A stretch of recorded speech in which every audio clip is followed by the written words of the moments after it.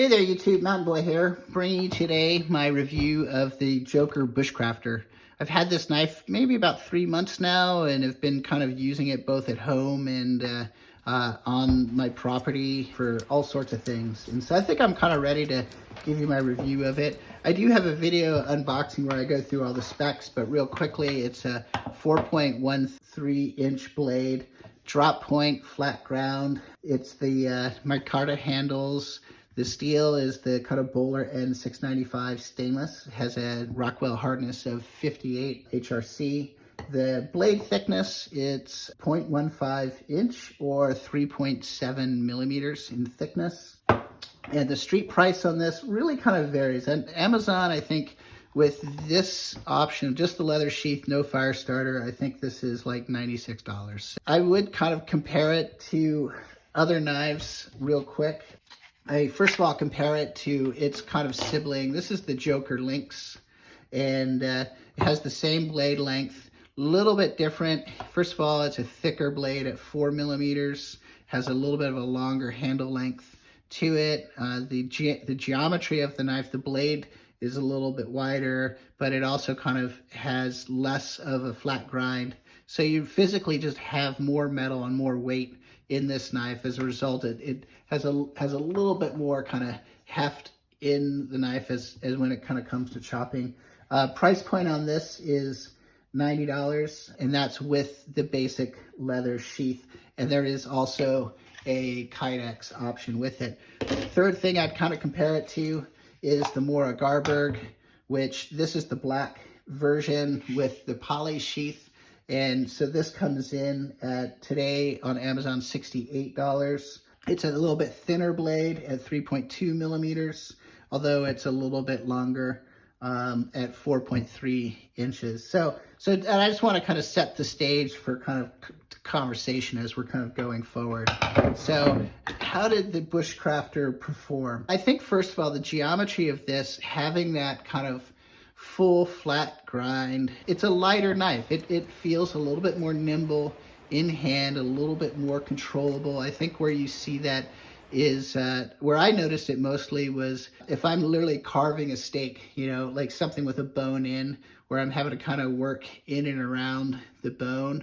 I noticed this is very controllable and it's just super slicey. I also kind of noticed that with wood processing, I was using kind of really dry pine. It would go right through it, no problem, but it wasn't like cleaving it apart like I'm kind of used to with some of the other knives, especially compared to the Lynx. As far as retaining its sharpness, I think it does it's done a good job. I mean, well, okay, it's hanging up there, but that's my fault. You can kind of see here, you know, this is after 3 months of use. As far as the edge quality, I would kind of think you can kind of see a little bit where maybe the edge has kind of rolled just a touch. It's like I can barely feel it with my finger.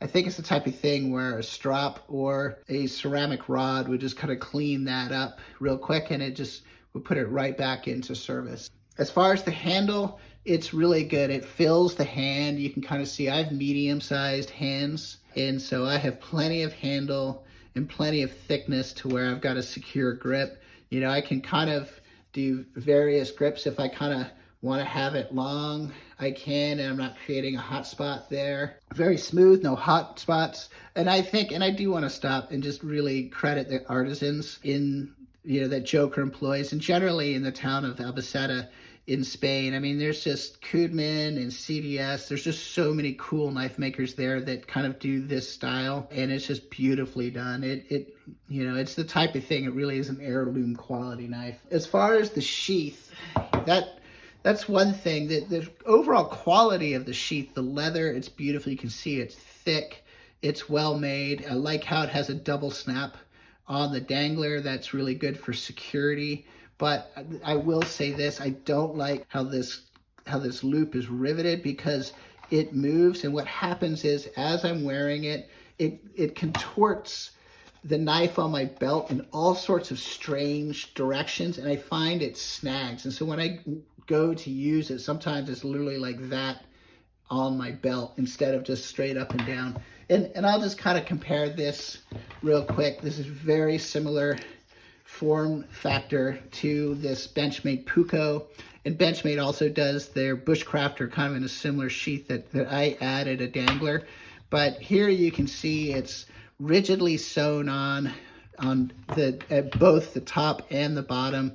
And then that way, all the movement of the dangler is at the top. I've just never been aware of the sheath on my belt until I started using the Joker, and it was snagging in brush, and it was just going in all sorts of weird directions. All right, as far as the fire starting skills of the Bushcrafter, you know, it's fine. Again, I said it made kindling, it split wood okay. I was just mostly doing very dry pine, and it just would go right through it. But when I tried to use this on Doug fir, I would have to kind of give it a few extra whacks with the mallet to get it down deeper before that piece of wood would split. But I would say that more nimble action, just you can really shave kind of finer wood shavings than you can with the blade styles on the Garberg or on the Link. So it's a mixed bag. Some things are good, some things are bad. As far as philosophy of use, you know, this is a great camp utility knife, but you know, I would kind of say if you're kind of a hardcore survival or bushcraft, I would definitely go for the Lynx. And that kind of leads me into my kind of recommendations. If I had kind of one knife to buy, I would buy the Lynx over the Bushcrafter. And the reason that is because the price point of the Lynx is actually a little lower. Also, I think more importantly is the option of get the Lynx with a Kydex sheath is really key. You can get this cheaper than the Bushcrafter with the same kind of basic kind of leather sheath, but having the option of getting a Kydex sheath, I think it is really valuable comparing the two. If I had to say, would I get the Bushcrafter over the Mora Garberg? You know, that's kind of like your head versus your heart, right? My head tells me, yeah, Mora Garberg, it fits better in hand, it cleaves wood like nobody else. You know, you use it and you love it. But the heart definitely is like the Bushcrafter. I can do just about everything I can do with the Mora.